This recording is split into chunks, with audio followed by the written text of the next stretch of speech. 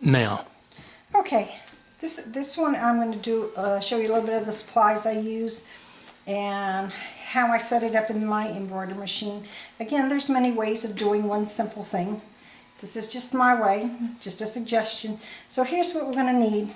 Going to need a ruler, scissors, rotor cutter, your hoop, your fabric. I starch my fabric. I spray starch on here and I'll iron on this side. Then I'll turn it around, iron this so everything's dry. Then I'll spray this side and iron from this side. I do that so you're not too sticky on your iron unless you enjoy cleaning your iron constantly. You'll need something to transport your design to your machine. I use a USB stick. I use pilot pins. These are the best things I ever found. They're called friction. And you can get them at Staples or online at sewing places. Staples is cheaper.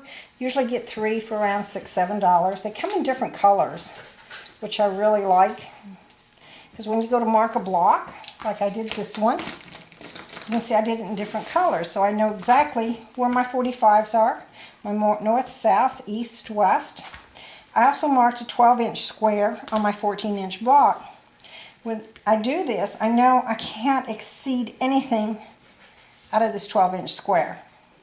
If you're a real beginner and you're not sure, I would also mark a 10-inch square in here. So, do this. You're going to need a fresh needle, a new needle, my oil. I always clean my machine and put a new needle in when I start a new project.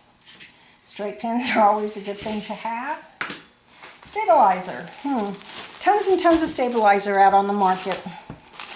I use everything from this wash away tear away that I buy at sewingmachine.com to they call soil sediment that I buy at Lowe's. The soil sediment, let me see if I can get one out for you. Looks like this. And it is 24 inches wide, 300 feet rolled up. It's about $20. It's real soft but real strong. You can also tear it if you're really strong. I usually have my husband do that, who's recording this for me. So he's my helper. And I also use a block marker. This is not a necessity. A ruler works just as well. Since I have this, I do like to use it. It goes a little faster. Now let's go to the block. Here's my block with the templates that we had talked about earlier. Like Joanne said, you don't have to do 4. If once you do it one time, you'll get the hang of this really quick. You can make one template, mark it, and then start moving it around to mark.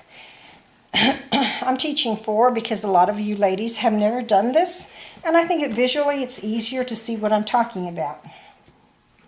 Once you make your templates, and I just cut around it, you can see I've put holes in my template. Once I've got them situated where I want them, I marked with my pen on my fabric. I also put the arrow, let's put it like this so you can see.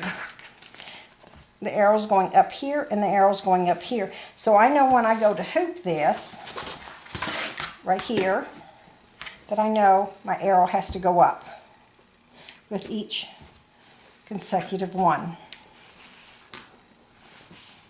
If once you get your design in your machine, you'll see your design looks just like this in your machine. So if you've got everything that matches up from your machine to your fabric, everything should come out perfectly. Okay, so far that's it for here. Now we'll see if my husband can, don't forget your cutting mat. You've got to have a cutting mat. Ava has also sent a list of supplies that you will need. I think it's on our group, Love a Fish. So they'll tell you how much of everything. If I've left anything out, please email me. We'll go back and cover it again. Now, come on, old man. Where'd you get that? Give me that box of Kleenexes. No. Oh, forgot my hoop, Daddy. Go ahead and stay over there for a minute. Okay. I'll slide my hoop in here. What I do, I've already got this settled out. What happened to my machine?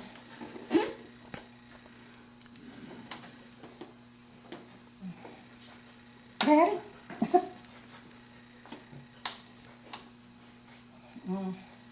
My machine must have cut off. So, not getting anything. Turn it off.